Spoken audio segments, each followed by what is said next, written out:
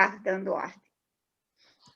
Boa noite, meus amigos. Depois desse dia tão quente, tão ensolarado, né, estamos nós aqui nos reencontrando, né, para iniciar essa semana maravilhosa falando de um tema importantíssimo com o nosso amigo André Luiz. Não é aquele que ainda não sei se ele já reencarnou, mas é o André Luiz do Damasco.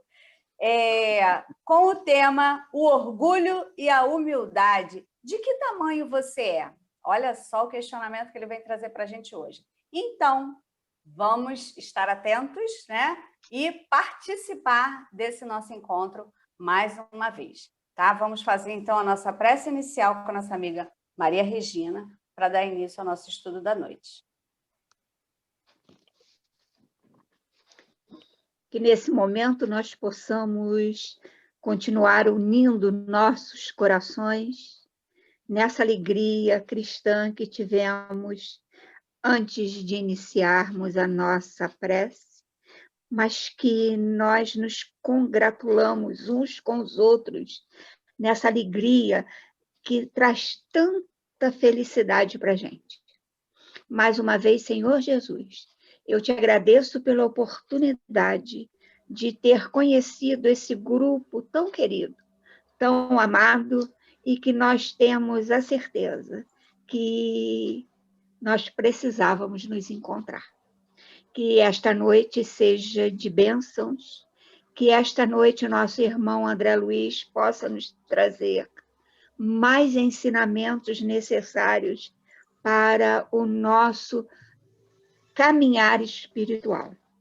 Que a paz de Jesus, dos nossos amigos espirituais e de todos nós que aqui estamos, possamos agradecer pela nossa vida, agradecer pela oportunidade e, nesse instante, nos abraçarmos virtualmente, mas sentindo o coração de um do outro. Que a tua paz se faça presente, Senhor, e que se estenda para todos os lares que, nesse momento, estão precisando de ajuda. Que a tua paz esteja conosco também. Que assim seja. Graças a Deus. Muito obrigada, Maria Regina. Nada. Nós temos uma música para agora, Patrícia? Ou o André começa e depois agora você coloca? Mesmo. Ah, já é agora?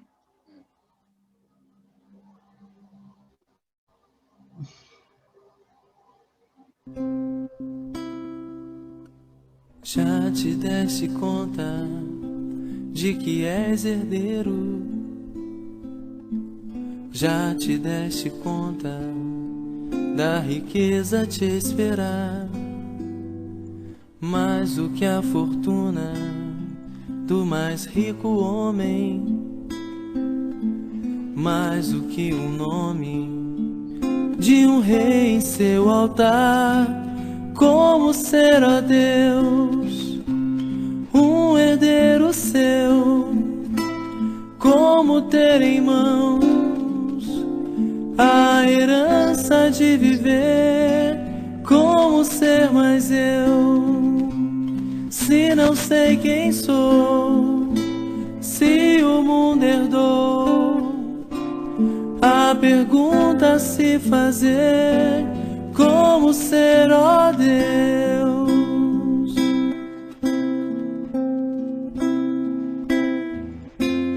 E sempre me respondeste, apenas não quis notar que já era herdeiro seu. Embora eu vivesse sem querer acreditar, sempre fui, ó Deus, um herdeiro seu.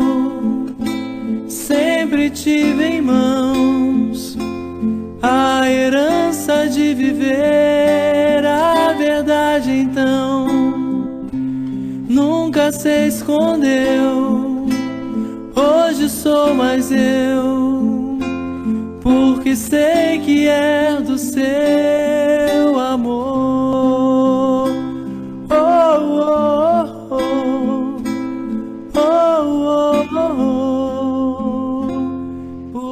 sei que é do seu amor.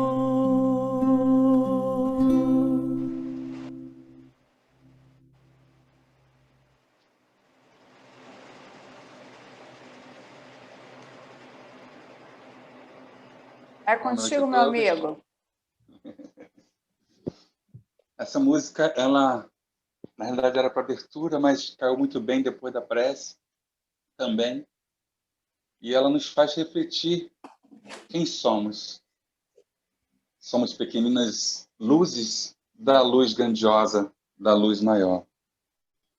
Então, quando a Teresa terminou o estudo dela na semana retrasada, e a Patrícia ou a Jaqueline disse que a Rosiane, ela era na semana seguinte e eu logo a próxima, e por motivos outros a Rosiane trocou conosco, ela iria falar sobre esse tema, e eu o tema dela, e a espiritualidade começou a intuir para que ela falasse o tema dela mesmo e que eu falasse sobre o orgulho e humildade.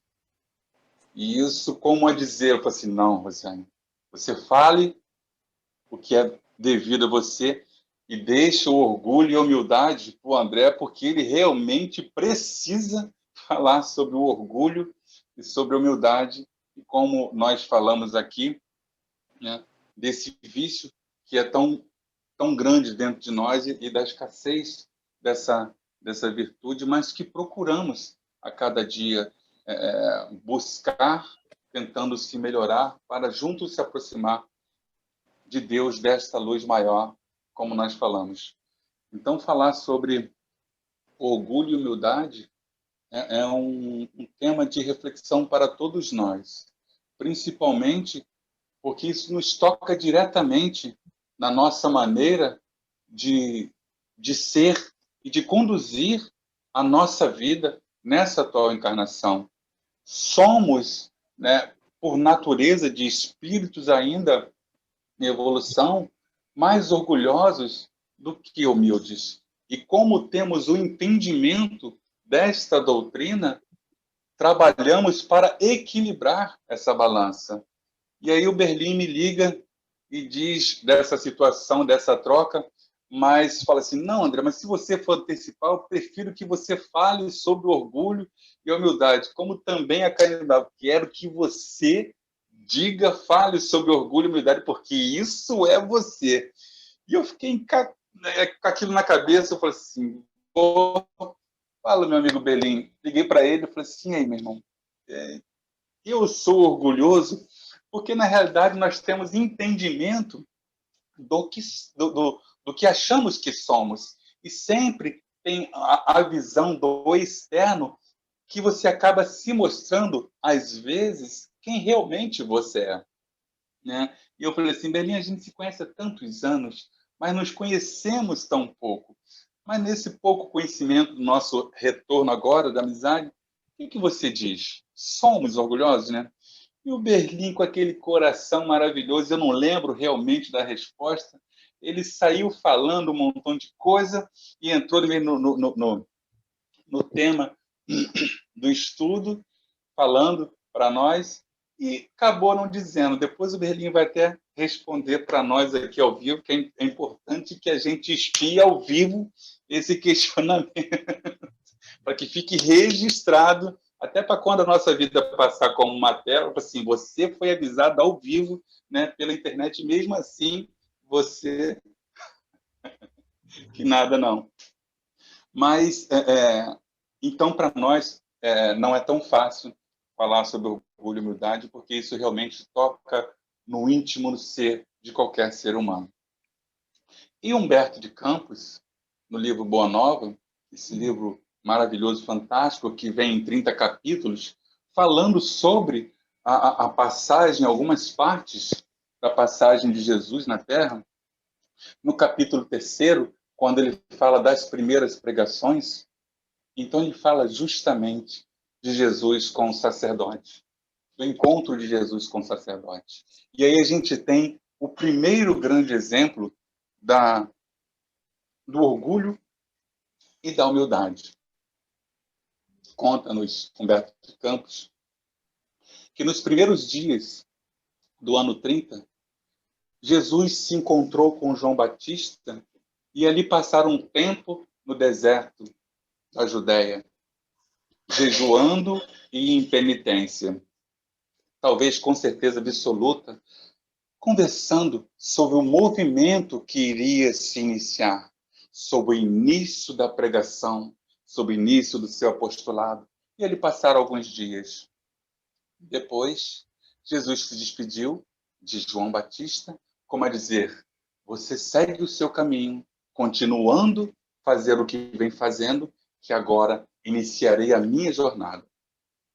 E passou alguns dias no oásis de Jericó, com as águas maravilhosas, verduras, e depois de descansar por um período de tempo ali, demanda Jerusalém.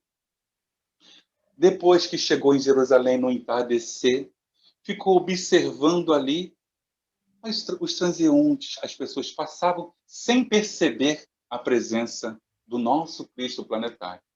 Parou perto, próximo às cercanias de um templo, quando um grupo de sacerdotes saíram do templo.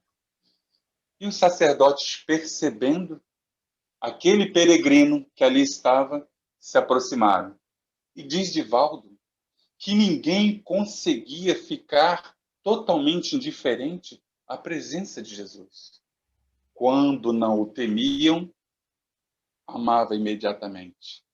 E as pessoas não entendiam por que aquele magnetismo contagiava todos. Afinal de contas, relembrando aqui, era Jesus. Um espírito, está falando dos espíritos puros, que se materializava, que se encarnava para nos ensinar a receita do bolo pronto, como no estudo do nosso irmão Júlio. Então ali os sacerdotes se aproximaram, alguns sem entender por que o magnetismo o afastaram, mas Anã, o sacerdote que mais tarde seria o juiz implacável da sua causa, perguntou a Jesus: Galileu, o que fazes na cidade? E Jesus olhou para ele serenamente. Aquele olhar que colocou Públio Lento de joelho quando foi buscar ajuda para sua filha, ou que também jogou Paulo de Tarso no início da entrada de Damasco em prantos. Um olhar desconcertante, Jesus respondeu a ele: passo por Jerusalém em busca da fundação do reino de Deus. O sacerdote não entendeu a resposta e perguntou novamente a Jesus: por um acaso, sabes o que vem a ser isso? E Jesus respondeu: o reino de Deus é a obra divina no coração dos homens. O sacerdote então dá uma gargalhada e diz: acaso sabeis o que vem a ser a obra divina em tuas mãos? Onde estão os teus companheiros? Cadê os teus seguidores? Por acaso tem algum príncipe que te patrocina nessa sua empreitada? E Jesus mansamente, serenamente disse: os meus seguidores virão de todos os lugares. E o sacerdote disse: sim, os tolos e os ignorantes então estão em toda parte do mundo. Já sei de qual material então se utilizarás para esse teu intento. Mas me responda uma coisa, já que a obra divina está em tuas mãos. Já viste alguma estátua feita de lama? Como a dizer, como que Deus colocará obra divina num peregrino, num totalmente desprovido de bens? E Jesus disse assim: sacerdote, não existe mármore mais puro e mais formoso do que o sentimento. E nenhum cinzel é superior ao da vontade. O sacerdote, desconcertado com essa resposta, perguntou: conhece Atena ou Roma? E Jesus disse: conheço o amor e a verdade. Conhece os códigos da corte provincial ou das leis do templo? Eu conheço a vontade de meu Pai que está no céu. O sacerdote, então, sem mais querer o embate, porque estava totalmente desconcertado, envolto e envolvido com o magnetismo de Jesus, virou as costas e saiu. No dia seguinte, a cidade nem se apercebe que ali ia, saindo de Jerusalém em direção a Galiléia, o peregrino onde iria começar a sua boa nova, a divulgação de um novo conhecimento. Ninguém ali tinha esse entendimento e a história continua, mas nós paramos por aqui. O orgulho do sacerdote com o ser humilde de Jesus, nos ensinando, mesmo antes do Sermão do Monte, das bem-aventuranças, que, como diz Alberto Almeida, são as pílulas do amor. Ou seja, é o remédio que nós precisamos para ficar curado. Remédio esse que devemos tomar a cada dia, nas doses corretas, para ir se despindo de todas as nossas imperfeições, para se aproximar cada vez mais de Deus. Então, se o povo daquela época soubesse quem era aquele ser, talvez hoje teríamos uma outra história. Mas também, trazendo mais para perto de nós, uma vez uma senhora, encontrando com Chico Xavier no meio da rua, abraçou ele feliz da vida. Chico, Chico, Chico, que felicidade, que alegria em rever, meu irmão. Quanto tempo. Olha, eu estou tão feliz, estou tão alegre. Eu terminei de ler o livro Ave Cristo. E eu consegui me identificar nessa história. Eu me vi no livro. Sabe, Chico, eu fui uma mártir do Evangelho. Eu morri pela causa e fiquei tão feliz por conseguir me ver nessa história. E você, Chico, você também não achou uma obra linda? Sim, minha irmã, realmente é uma obra fantástica. E você também se identificou na obra, Chico? Sim, minha irmã, eu também me identifiquei na obra. Você também foi um mártir? Também morreu pelo Evangelho? Não, minha irmã, eu fui a pulga do leão. Então, Chico Xavier, né, é outro exemplo de história de orgulho e de humildade, de simplicidade. O que nós devemos fazer para se aproximar da perfeição de Deus. Então, quando eu pedi que colocasse essa música, Herdeiros, Herança, de Alan Filho, é para que nós não esqueçamos que em nós está todos os atributos de Deus. Como já disse o livro dos Espíritos, a lei de Deus está em nós. E aí a gente relembra o estudo que o Júlio fez. Você é uma receita de bolo pronta? E nós vimos naquela noite, naquele estudo, que não somos uma receita de bolo pronta. Porém, temos em nós, existe em nós, a receita da felicidade. Porque se temos em nós as leis de Deus, os atributos de Deus em nós, o que nos falta é nós colocarmos, ajustarmos a receita de bolo que somos com a receita perfeita da felicidade que Jesus nos trouxe. O que acontece é que a gente passa encarnações e encarnações e encarnações e encarnações repetindo a mesma fórmula do bolo, a mesma receita do bolo, até que vai chegar um momento em que a gente vai ter consciência e entender assim, por que o bolo sempre sai solado? Por que o bolo nunca cresce? Por que eu sempre deixo queimar o bolo? Será que tem alguma coisa de errado na receita? E aí você começa a rever item por item dessa receita de bolo que ainda não está pronta por conta das suas imperfeições, que está totalmente em desacordo com a receita da felicidade. A receita deixada, né, pelas pílulas do amor que é o Sermão do Monte, fora todos os outros ensinamentos deixados por Jesus. E a gente começa a ajustar essas receitas. E aí sim. Mas o que que nos faz fazer, o que que nos impede de chegarmos até a receita correta? O nosso orgulho, o nosso egoísmo, a nossa vaidade, as nossas imperfeições. Porque está no Livro dos Espíritos, na questão 785, qual é o maior obstáculo ao progresso? E aí vem a resposta: o orgulho e o egoísmo. Ele cita apenas esses dois, mas nós sabemos que há esses carrilhões, esses vagões desta locomotiva que existe em nós, das nossas imperfeições, das nossas deficiências, que trazemos ainda em nós, espíritos de terceira classe que somos. Então, são duas faces de uma mesma moeda: o egoísmo, o culto ao eu, o culto a tudo é para mim. Primeiro eu, segundo eu, terceiro eu, depois os meus, depois para os meus, ou seja, toda uma sociedade, todo um sistema voltado para você. E o orgulho nada mais é que a valorização desse eu. Porque o orgulho faz com que a gente veja e perceba e dê valor àquilo que não merece valor.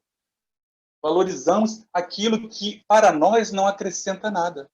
Por isso que Jesus, ele sempre procura trazer para nós o ensinamento para que sejamos simples de coração. E aí está esse capítulo 7, bem-aventurados os pobres de espíritos, porque deles é o reino dos céus. Os simples de coração, os humildes. Mas a resposta continua: orgulho e egoísmo. Refiro-me ao progresso moral, porque o progresso intelectual, acontece independentemente. E ele ainda diz, continuando a resposta, que esse progresso intelectual parece que, na maioria das vezes, reduplica os vícios, a ambição e o gosto pelas riquezas. Porque quando acontece o desenvolvimento da sua parte intelectual, da sua asa, sem o amparo da sua parte moral, você tende a se perder. Lembro-me, há mais de 20 anos atrás, quando um vovô, um preto velho, numa reunião aberta, disse assim: dia virá que vocês vão falar com a pessoa do outro lado do mundo, como se estivesse na sua frente, como se fosse numa televisão. Lógico que com todos aqueles trejeitos de um preto velho. E hoje nós temos a internet. Você aqui do Brasil fala com seu parente lá no Japão, no mesmo instante, no mesmo momento, como se ele estivesse ali na sua frente. Porém, essa parte do conhecimento dada ao homem, se ela não for assessorada pela moral, faz com que o orgulho, a vaidade, o egoísmo cada vez mais vá crescendo e você percebe e você começa a achar que tudo isso é por conta do seu conhecimento, que Deus nada tem a ver com todo esse conhecimento que você possui. E aí você está falando do outro lado com o seu primo, e aí uma desavença, você desliga o telefone na cara dele. Ou seja, você tem condições de falar com uma pessoa do outro lado do mundo, o conhecimento lhe foi dado, porém você não tem um pingo de tolerância, um pingo de paciência, um pingo de indulgência para com seu irmão que está do outro lado do mundo. Então, nós percebemos que os vícios, né, e as virtudes, elas caminham juntas. Só um minutinho. elas caminham juntas. Como diz a Alberto Almeida, a humildade, ela faz exatamente, ela te coloca exatamente do ponto de vista que você é, mostrando exatamente quem você é. Não uma falsa modesta para receber elogios. Não isso. A humildade, ela te mostra e te coloca exatamente no contexto da real situação da sua vida. E aí, a gente lembra também essa questão, falamos da receita do bolo pronto, e falaremos também um pouco a respeito dessa questão da fila, onde você se encontra na fila do pão. Justamente a medida que você precisa, com o conhecimento que você tem da doutrina espírita, do conhecimento espiritual, te coloca exatamente de acordo. Só um minutinho, meus irmãos, por favor.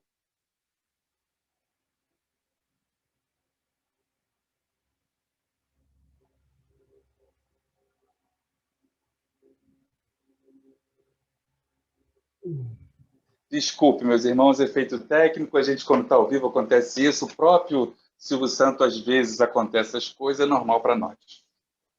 Então, quando a gente tem esse entendimento, a gente reconhece que estamos na fila para aprender, mas hoje já temos entendimento que podemos estar no outro lado também da fila, que podemos doar também, como disse o Berlim na outra vez. No livro Pensamento e Vida de Emmanuel, tem uma página no capítulo 24, intitulada Humildade. Nós simplificamos e vamos ler para que a gente possa, daqui a pouco, comentar. Patrícia, depois, se alguém levantar, você só me avisa. Porque não comentamos ainda a respeito do subtítulo que foi sugerido pelo nosso amigo Berlim, de que tamanho você é.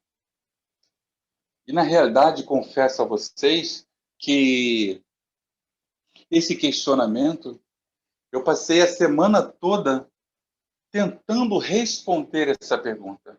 E essa é uma pergunta que vai vir para nós, hoje aqui no estudo. De que tamanho você é? Juntamente com uma outra pergunta. E confesso que não consegui, porque a partir do momento, para que você saiba de que tamanho você é, você necessariamente tem que saber quem você é, para saber o tamanho da sua estatura. Então, para que você diga de que tamanho você é, você precisa ter um autoconhecimento do ser que você é. Então, essa página, ela nos traz uma elucidação muito interessante, muito bonita, que Emmanuel nos traz a respeito da humildade. Vamos lá, então. A carência... Pode deixar, Patrícia. A carência de humildade, que no fundo é o reconhecimento de nossa pequenez diante do universo, faz com que surjam na alma doentios enquistamentos, cristais, como se cristalizassem, de sentimento, quais sejam o orgulho, a cobiça, o egoísmo e a vaidade, que se responsabilizam pela discórdia e pela delinquência, em todas as direções. Então, aqui Emmanuel já vem dizendo que a humildade, na realidade, é o reconhecimento da nossa pequenez diante do grande universo, ou seja, de grande do autor do universo, diante de Deus. É o reconhecimento da nossa pequenez diante da grandeza de nosso Pai. E que essa carência, a carência desse sentimento, faz com que surja em nós totalmente o lado oposto dessa moeda, dessa virtude. O egoísmo, o orgulho, a vaidade, a cobiça, e isso fica cristalizado em nós, fazendo que aconteça a discórdia e as delinquências em todas as direções.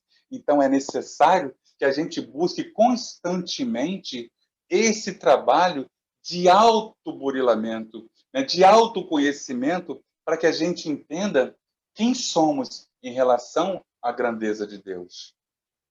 Tereza.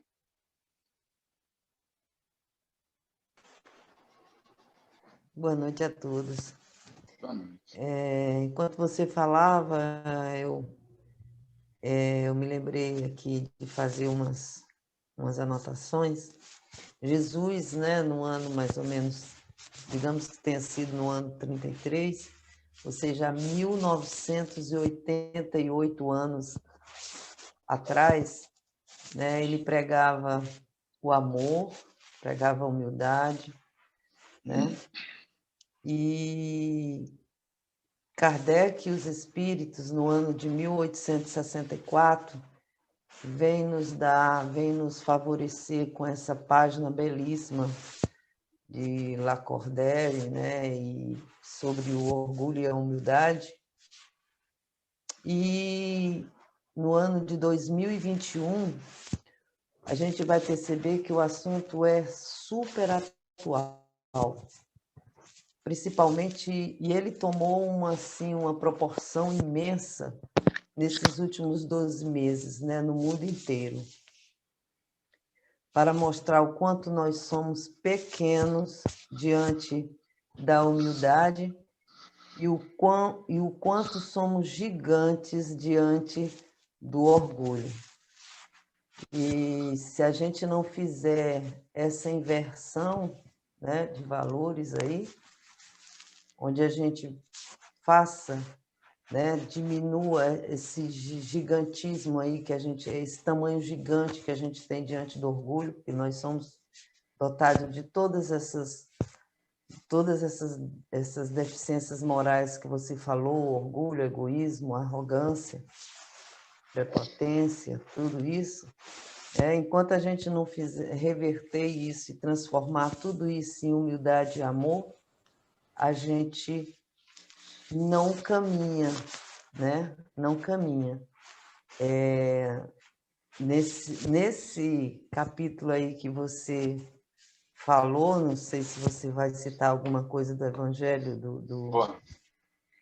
Mas o último parágrafo, eu não vou falar do último parágrafo, que eu acho que você deve falar, deve ser você que vai falar, mas foi um dos parágrafos que mais me impressionou, porque é de uma atualidade, e ele coloca para a gente que Deus nos dá a corda, né? A corda para a gente crescer, né? Digamos assim, crescer e tal, e tentar utilizar esse crescimento em prol do próximo, mas, ao mesmo tempo, estou falando em outras palavras, né? Nas minhas palavras, ele puxa a corda para dizer assim, ó, eu te dei a corda e você agora se enroscou de tal forma que você vai lá embaixo e vai cair. É impressionante esse último parágrafo. Eu gostaria que depois você citasse ele, só para finalizar, para a gente ficar assim, para arrematar o estudo da noite de hoje. Não, então vamos fazer assim, Tereza, porque realmente não colocando esse último parágrafo no estudo, mas como você, então, já até deu uma estudada nele, eu te pediria, então, depois que a gente concluísse aqui, você fizesse esse fechamento até para trazer esse último parágrafo para nós. Poderia ser? Poderia, sim, claro, amigo, claro. Está aqui marcadinho. Então, obrigada. tá bom. Nada. E tudo isso que você falou é importantíssimo, né? Essa situação dos nossos vícios, das nossas imperfeições e também das nossas virtudes. E aí a gente lembrou do Consolador, da questão 204, quando Emmanuel pergunta: a alma humana poder-se-á elevar para Deus tão somente com o progresso moral, sem os valores intelectivos? Ou seja, a alma humana pode se elevar para Deus sem os progressos do conhecimento? E a resposta é fantástica. Emmanuel responde: o sentimento e a sabedoria são as duas asas com que a alma se elevará para a perfeição infinita. Devemos reconhecer que ambos são imprescindíveis ao progresso, sendo justo, porém, considerar a superioridade do primeiro, ou seja, da moral, sendo justo considerar a superioridade da parte moral, da asa da moral, com a asa do intelecto. Porquanto, aquilo que a gente já vinha falando, porquanto a parte intelectual, o crescimento da parte intelectual, sem a moral, sem a base e o alicerce da moral, pode oferecer numerosas perspectivas de queda na repetição das existências. Enquanto que o avanço moral jamais, jamais será excessivo. Então, é aquilo que nós estávamos falando.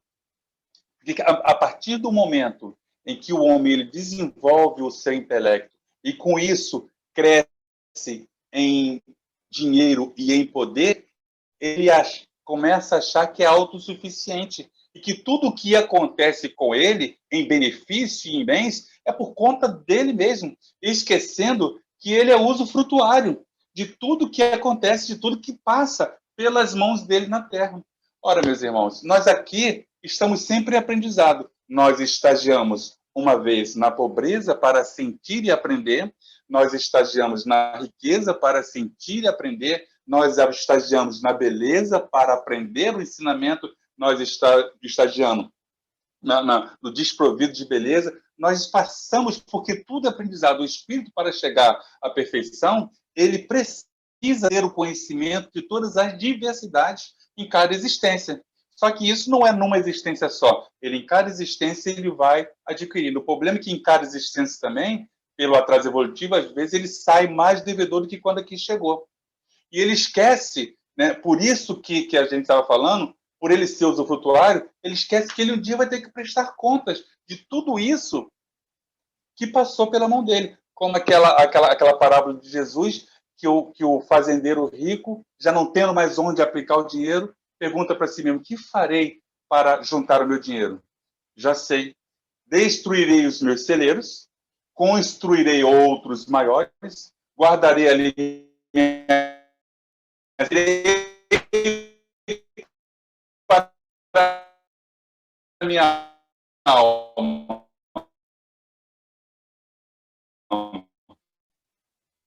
Tens de beber, de comer, descanse e folga.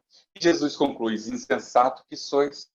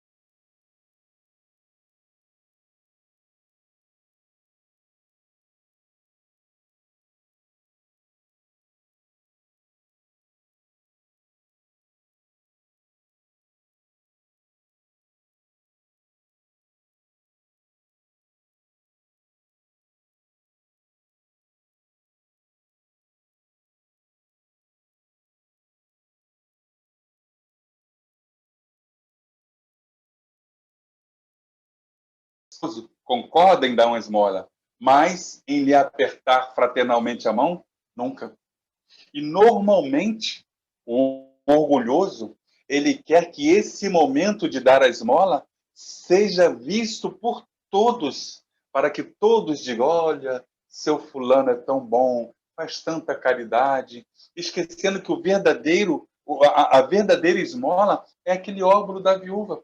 Quando Jesus diz, em verdade, ela deu mais que os outros. Quando todo mundo colocava ali várias quantias, ela deu 2 moedas.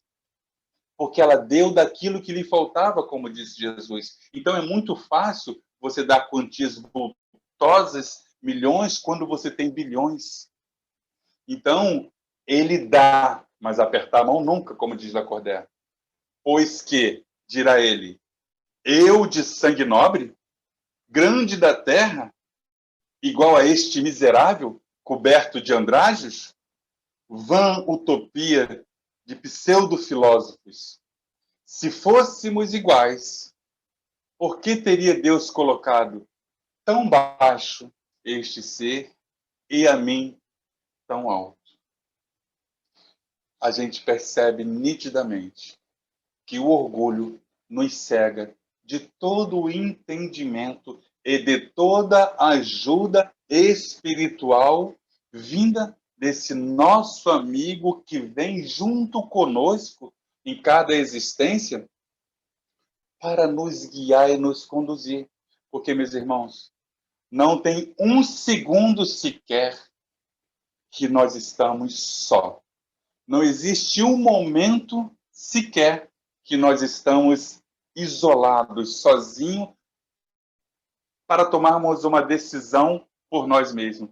Toda vez que um orgulhoso desse, que nós saímos dos caminhos da receita da felicidade, que Jesus nos disse, esse nosso amigo espiritual nos puxa a orelha e fala assim, tem certeza? Você não acha que você está indo de encontro, né, aquilo tudo que você prega? Você não acha que verdadeiramente tudo que você fala, você, nesses seus momentos de invigilância, coloca tudo por terra? Então, às vezes, não com essa palavra, mas um sentimento de angústia que nos impede de fazer aquele ato ou tomar aquela decisão, é a espiritualidade nos mostrando o caminho correto a seguir, para que nós não possamos, depois de desencarnados, dizer, mas naquele momento eu estava só. Não. Vamos rever aqui a sua novela, vamos rever aqui os capítulos da sua vida. E naquele momento que você tomou aquela decisão, você foi intuído, você foi alertado. Porque Deus sabe da nossa pequenez e que somos sujeitos à queda após queda. E por isso ele nos coloca uma bengala, às vezes com uma mediunidade ostensiva, para mostrar que você não presta, não vale muita coisa, no caso de Joe, né? Para que fosse um cabresto, né? Para que eu realmente fosse conduzido e não caísse e errasse novamente. E mesmo assim, muitas das vezes falhamos. Então, meus irmãos, passando a palavra para a Tereza, porque falta 10 minutos para que ela possa encerrar esse último parágrafo desse ensinamento do orgulho e humildade do capítulo do Evangelho, eu queria dizer da grande felicidade, porque a gente, para falar, a gente tem que estudar, né? E hoje, com vocês aqui, com as respostas, né, a gente pôde aprender bastante. Então, Deus abençoe a todos. Tereza. Bom, eu falei que era o último, mas na verdade é o penúltimo. Ele diz assim, não esqueçais que o estado de coisas é um sinal de decadência moral. Quando o orgulho atinge os últimos limites, é o indício de uma queda próxima, porque Deus sempre pune os orgulhosos. Só que a gente sabe que não é punição, né? Somos nós mesmos que nos punimos devido às nossas más escolhas. Se às vezes os deixa subir, é para lhe dar tempo para refletir e para se emendarem sobre os golpes que, de tempos em tempos, ele desfere em seu orgulho para diverti-lo, mas, em lugar de se humilharem, eles se revoltam. Então, quando chega a um certo limite, ele os derruba completamente, e sua queda é tanto mais terrível quanto mais alto tenha se elevado. Nossa Senhora, que fantástico. E eu acabei assim anotando aqui o seguinte: cabe a nós reconhecer as nossas quedas. O que Deus está nos querendo dizer com as nossas quedas que nós temos, com as nossas más escolhas, né? E recuar, né? E recuar da grandeza desses sentimentos inferiores e nos tornarmos mais conhecedores da dor humana. Na verdade, é usarmos da empatia para sentir um pouco dessa dor do próximo, que muitas vezes está ao nosso lado, como o Berlim falou, está dentro da nossa casa. É isso.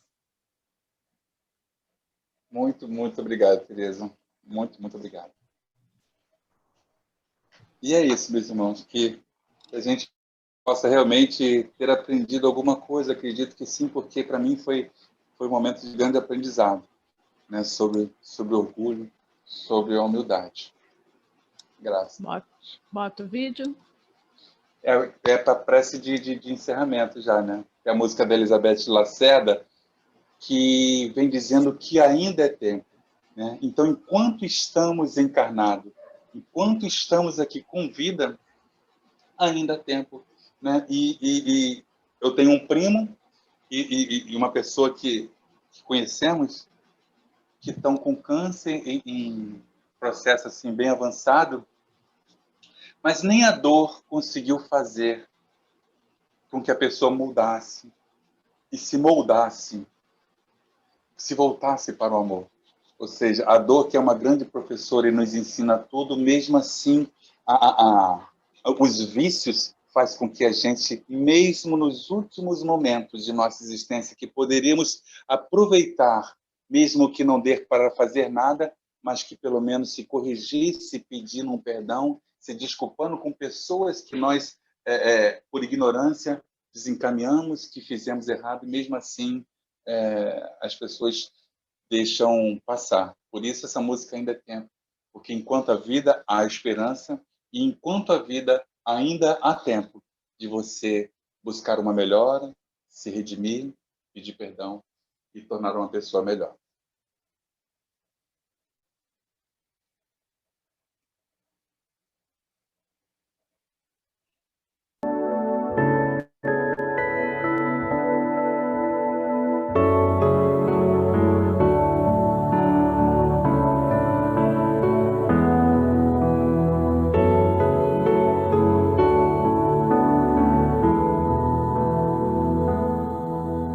Ainda é tempo de voltar.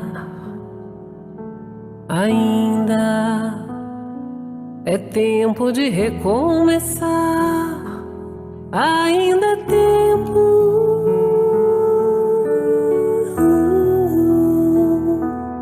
Ainda é tempo.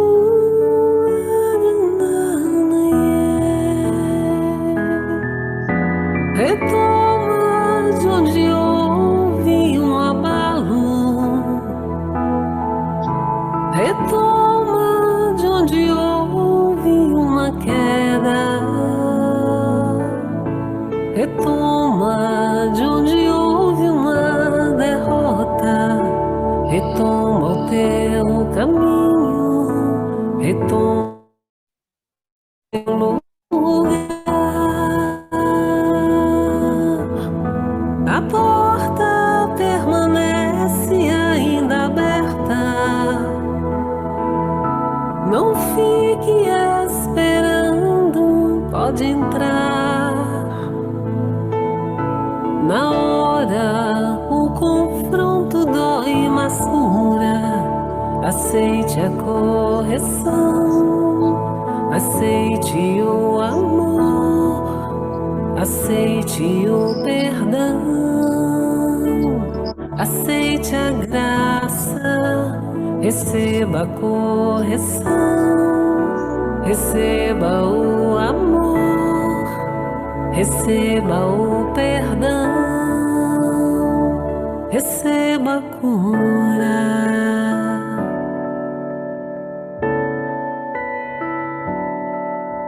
Ainda é tempo de voltar.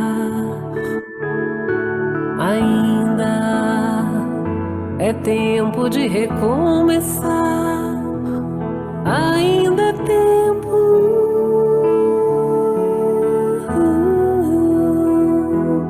Ainda é tempo.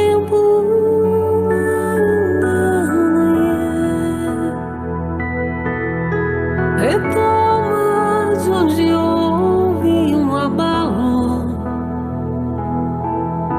Retoma de onde houve uma queda. Retoma de onde houve uma derrota. Retoma o teu caminho. Retoma o teu lugar. A porta permanece ainda aberta. Não fique esperando, pode entrar. Na hora o confronto dói, mas cura.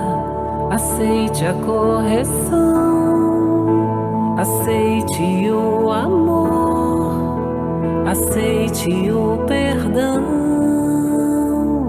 aceite a graça, receba a correção, receba o amor, receba o perdão, receba a cura, receba a correção, receba o amor, receba o perdão, receba a cura.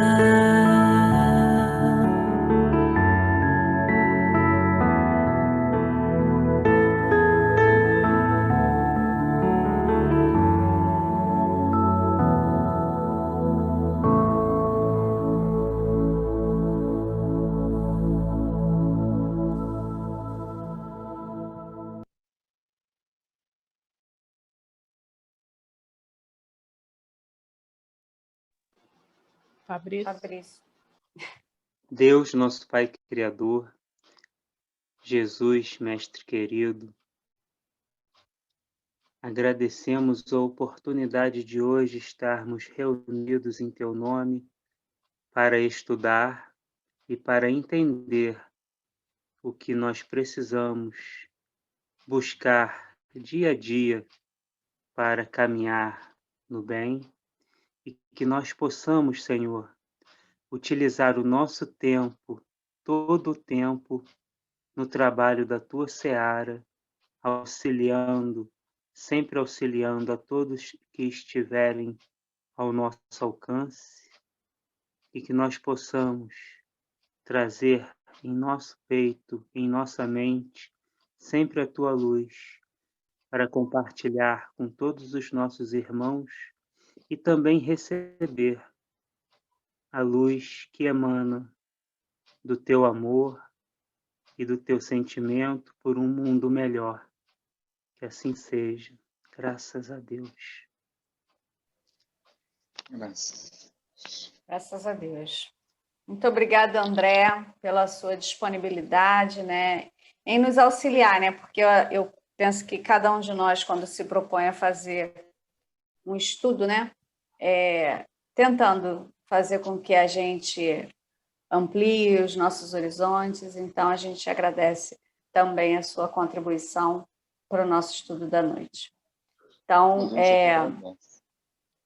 eu vou interromper a gravação para que a gente continue o nosso bate-papo.